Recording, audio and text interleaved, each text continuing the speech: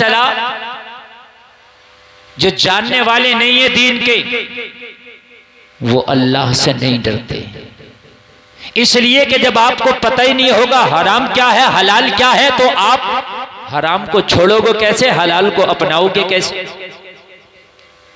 जब हमें पता ही नहीं हराम क्या है और हलाल क्या है, तो हराम को छोड़ेंगे कैसे, हलाल को अपनाएंगे कैसे? पता ही नहीं तो या तो हम हराम को भी हलाल समझ बैठेंगे और हलाल को भी हराम समझ बैठेंगे।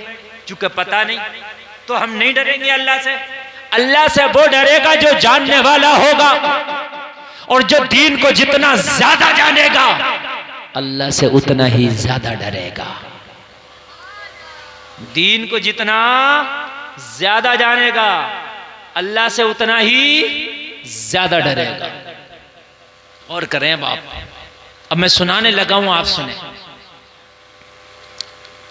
आपने देखा होगा कि किसी ने किसी की जमीन दबा ली और फिर जमीन दबा के भी मुकदमा लड़ रहा है।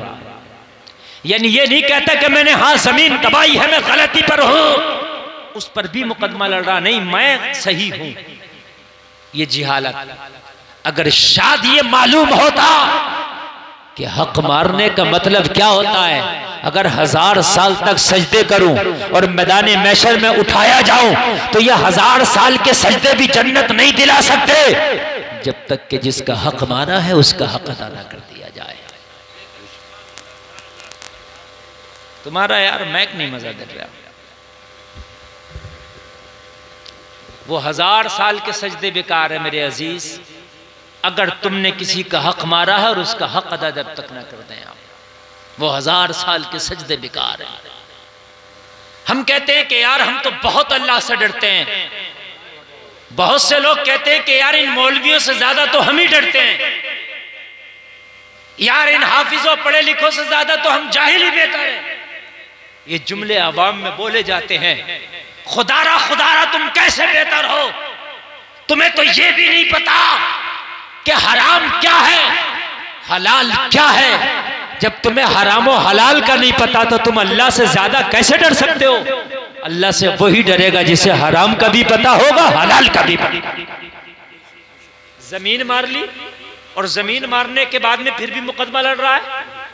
किसी का पैसा मार लिया, पैसा मारने के बाद फिर भी बराबर से मुकाबला कर रहा है। किसी का हक मार लिया, हक अगर वो मांग रहा है तब भी बराबर से उसका मुकाबला कर रहा है। ये जिहालत नहीं तो क्या है? जल समय आने वालों, आज इसी पर थोड़ी सी गुफ्तगू हो जाए। हक क्या है, हक क्या है? अगर हक के बारे में आपको पता ना चला, आपने हक अदा ना किया तो मस्जिद खाने काबा में पढ़ ले, मस्जिद तू नमाज खाना काबा में पढ़ ले, तू नमाज मस्जिद नबवी में पढ़ ले, गुंबद खजरा की छांव में पढ़ लो, मस्जिद हराम में पढ़ लो। कान खोल करके सुनो, 5 टाइम की नहीं तू 9 टाइम की नमाज पढ़ ले, रोजाना का एक कुरान खत्म कर, रोजाना रोजा रख। लेकिन अगर तूने हक अदा नहीं किया तो अल्लाह की कसम खा के कहता हूं, ना नमाजें काम आएंगी, ना रोजा काम आएगा, ना तिलावत कुरान काम आएगी। मैदान महशर में ये हक वाले दामन पकड़ के खड़े होंगे, तुझे घसीटा जा रहा होगा अल्लाह की बारगाह में। वो कमजोर कह रहा होगा, जिसका तू हक मार के गया होगा वो खड़ा होगा, जिसकी तूने मैन छाटी होगी वो खड़ा होगा, जिसका तूने घर में से जो है हिस्सा नहीं दिया होगा वो खड़ा होगा, जिसका माल मार के गया होगा वो खड़ा होगा, जिसे दुनिया में तूने हाथ से तकलीफ दी होगी वो खड़ा होगा, जिसे ज़बान से तकलीफ दी होगी, या अल्लाह उस पर मेरा हक बनता है। लोगों जरा गौर करो, रब फरमाएगा फरिश्तों इनके हक दिलाओ। अब यहां जमीन काटी आपने तो वहां जमीन तो लेके जाएंगे नहीं जो बदले में जमीन दे दें आप। देखो शोर ना मचाओ, जिसे नहीं आना है तो वो नहीं आएगा और जिसे आना है वो रुकेगा नहीं, ठीक है? और सबको पता है कि मैं आ गया और मैं ओरिजिनल बैठा हूं। ऐसा भी नहीं कि कमेटी वाले लोकल को ले आए, ऐसा भी नहीं। तो मैं जब बैठा हूं तो अब जिसे सुनना है वो आएगा। और मेरे अंदर ये चीज है कि आप में से आधे भी लोग चले जाएं तो जितनी मेहनत से और जितना मुझे बोलना, इसलिए कि मैं यहां आना था, मैंने वादा किया था, मेरा वादा हो गया। अब मैं अगर कम मेहनत से भी बोलूं तो कोई टेंशन नहीं, मेरा आने का वादा था, अब कैसा बोलना है ये मेरे ऊपर है, लेकिन अल्लाह उसका रसूल जानता है। बोलने का मकसद ये है, इतने मजमे में से अगर 10 लोग भी बात पे अमल कर ले तो जलसे का मकसद हासिल हो गया। आज तकरीर सुने आप, और मैं तकरीर कर रहा हूं। मैं एक बुजुर्ग से किसी ने पूछा कि हुजूर ईमान क्या है, तो कहा अदब का नाम ईमान है। काय का नाम? अदब। कहा हुजूर अदब क्या है? कहा तमाम हुकूक की अदायगी का नाम अदब है। समझ लें भाई, ईमान की डेफिनेशन समझ लें। कहा हुजूर ईमान क्या है? कहा अदब का नाम ईमान है। कहा अदब क्या है? कहा तमाम हुकूक की अदायगी का नाम अदब।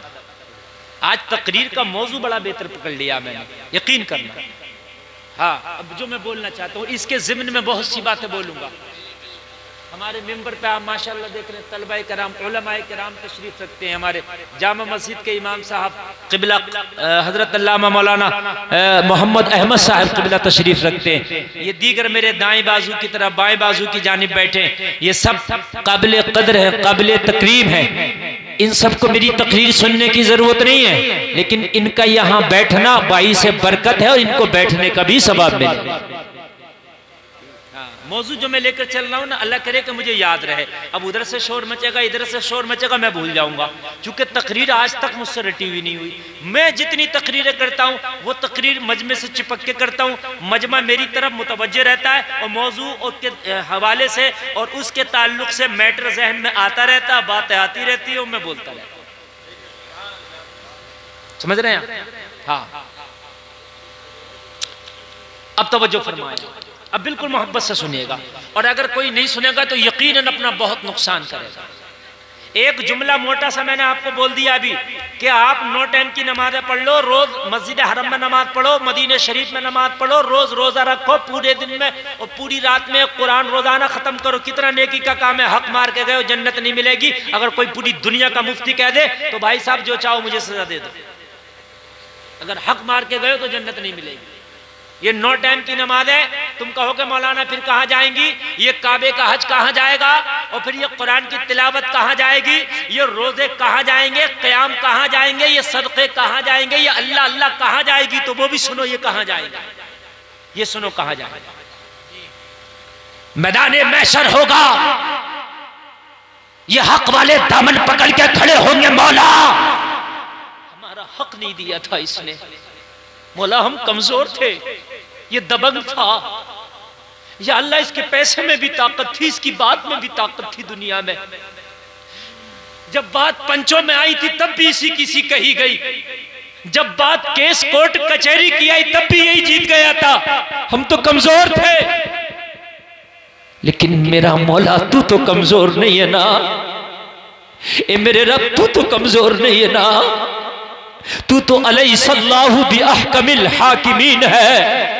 रब हमारा हक दिला। रब वो है पाई पाई का हक दिलाएगा। आज दुनिया में कहता है दबंगई दिखा के, आज दुनिया में बदमाशी दिखा के कहता है और तुझसे लिया जा तो ले लेना। खुदा की कसम ये गरीब दुनिया में तो आह भर के रह जाएगा, हाँ नहीं ले सकता, मगर मरने के बाद तू देगा, तेरा बाप देगा। तेरा बाप भी अगर मार के गया होगा ना किसी का, वो भी देगा। तू इसलिए देगा कि दिलाने वाला खुदा होगा। हक ना मारो यारो किसी का। किसी का अगर हक आ भी गया ना तो प्यार से दो, वो ना ले तो उससे मोहब्बत से दो, जबरदस्ती दो। अगर ऐसे ना ले तो जबरदस्ती दो। भाई तेरा हक है, ये तुझे लेना है। क़यामत का दिन होगा, अल्लाह फरमाएगा फरिश्तों जरा देखो ये किस किस का लेके आया। वो सब तो खड़े हैं ना, कितना लेके आया। अच्छा पूरा बैलेंस, वो शीट बैलेंस उन्होंने फरिश्तों ने तैयार कर रखी होती है। 2 फरिश्ते अल्लाह ने पहले ही मुकर्रर कर दिए कांधे पे, जरा पूरा तैयार तो करो इनका रजिस्टर, कितना करके आया घपला, किसका मार के आया, किसके लेके आया। तो पूरी चार्जशीट यहाँ तैयार हो गई है और मैदान महशर में बस पेश की जाएगी। तैयार तो यहाँ हो रही है ये, ये तो तैयार हो रही है, तो वहां नहीं होगी तैयार, आपका जो वहां हो ना, सिर्फ हो गई वहां, सिर्फ पेश करना, बिल पेश किया जाएगा। मौला ये इतना इतना, अल्लाह फरमाएगा अब इनका दिलाओ फरिश्तों दो। तो ये जमीन किसी की मार के गया तो वहां जमीन तो लेके नहीं जाएगा, पैसा मार के गया तो पैसा तो लेके नहीं जाएगा, फिर क्या देना है? इसकी जो नेकियां होंगी, जो नमाजें पढ़ी होंगी, हज किया होगा, कुरान पढ़ा के होगा, तिलावत की होगी, सदका किया होगा, रोजा रखा होगा, क़याम होगा, रुकू होगा, सजदा होगा, इसके जितने भी आमाले सालिहा होंगे, जिनका हक मारा था उनको वो नेकियां दे दी जाएंगी। ये हक दिलाया जाए। और इस जलसे में बैठने वालों, अगर तुम्हारा हक किसी ने मार लिया और उसने नहीं दिया है तो ज्यादा गमगीन ना होना, वो मिलेगा जरूर, लेकिन ऐसी जगह मिलेगा जहां तुम्हें ज्यादा जरूरत होगी। महशर में जरूरत यहां से ज्यादा होगी, यहां इतनी जरूरत नहीं है मेरे भाई जितनी वहां होगी। यहाँ की तो 50, 60, 70, 80 साल जिंदगी यार गुजरी जाएगी, लेकिन खुदा की कसम वहां तो जिंदगी का कोई लिमिट और सीमा ही नहीं, तो वहां बड़ी जरूरत, वहां मिलेगा। फरिश्ते अर्ज करेंगे मौला जितनी नेकियां थी सब दे दी, कर्जा अब भी रह गया। बहुत से है ना बड़े बड़े अक्लमंद बनते हैं, बहुत ज्यादा अक्लमंद, और लोगों को बेवकूफ बनाते हैं, लोगों से ऐंठते हैं, लोगों से लेते हैं, बेवकूफ बनाकर यहां ले लिया, लेकिन अल्लाह को थोड़ी ना बेवकूफ बना सकता है, वहां देना पड़ेगा। अल्लाह की बारगाह में अर्ज करेंगे मौला नेकियां सब खत्म हो गई, बांट दी, मगर कर्जा अब भी रह गया, अब क्या करें? अल्लाह फरमाएगा कि जिन जिन का कर्जा है अब उनके गुनाह इसके कांधों पे डाल दो। जिन जिन का कर्जा था उनके गुनाह इसके काहे पे डाल दो, जोर से बोलो, कांधे पे डाल दो। तो यहां से जो नेकियां लेके गया वो तो दे दी उनको जिनका ले आया था, लेकिन उनके गुनाह भी आ गए, उनके गुनाह भी आ गए। ये जो हम चुगली करते हैं ना, गीबत जो करते हैं दूसरे की पीठ पीछे, ये भी कर्ज वाला गुनाह है। मरने के बाद ये चुगली का भी बदला मैदान महशर में इसे देना पड़ेगा।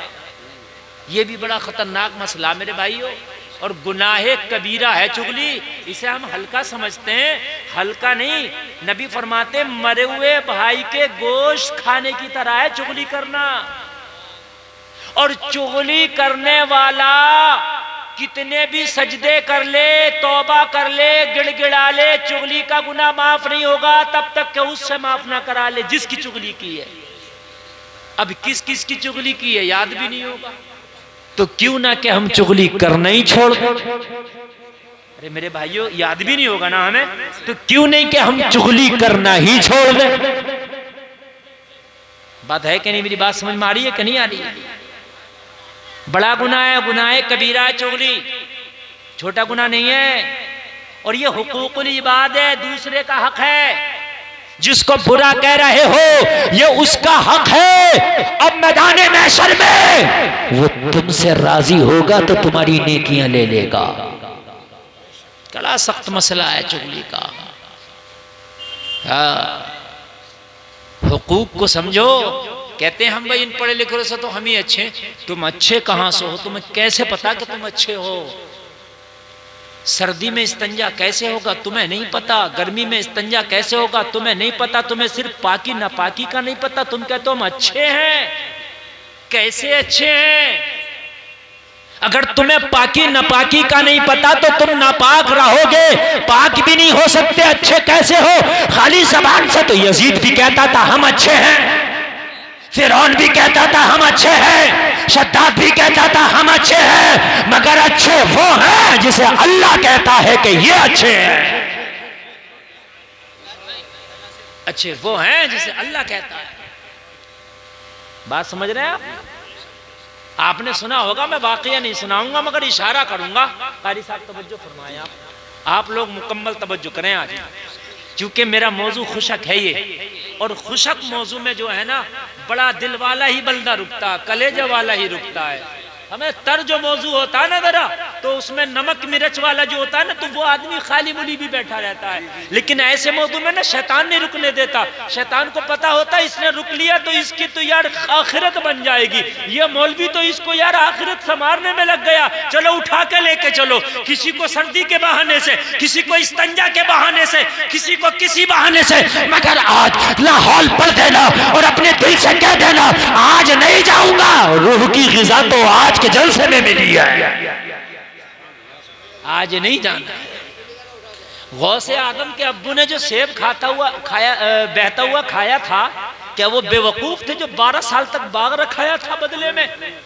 आप मुझे बताएं। और एक बात और सुन लें, ये मुफ्ती आने के नाम बैठे हैं, आज एक आपको और बात बतलाऊंगा। जो गौसे आदम के अब्बू जी ने सेब खाया था वो जायज था खाना उनके लिए। अगर जाकर के माफी नहीं मांगते और अगर 12 साल तक बाग नहीं रखाते तो शरी एतबार से जायज था। फिर क्यों किया? तो फतवा ये कह रहा जायज है, मगर तकवा ये कह रहा कि जायज नहीं है। कभी कभी फतवा इजाजत दे देता है, मगर तकवा उसकी इजाजत नहीं देता। जैसे फतवा ये है, आप खाना खा रहे हो कहीं जंगल में और आपके पास में पानी नहीं, आपने खाना खाया, लुकमा अटक गया आपके मुंह में, अब मर जाओगे आप। अब किसी के पास शराब है, तो इतनी शराब पीना जायज है फतवे की रोशनी में जितने से वो लुकमा नीचे चला जाए। बात समझ में आ रही है कि नहीं? क्योंकि पानी है नहीं आपके पास। लेकिन तकवा अब भी यही कह रहा है कि इसे हाथ ना लगा तो बेहतर है,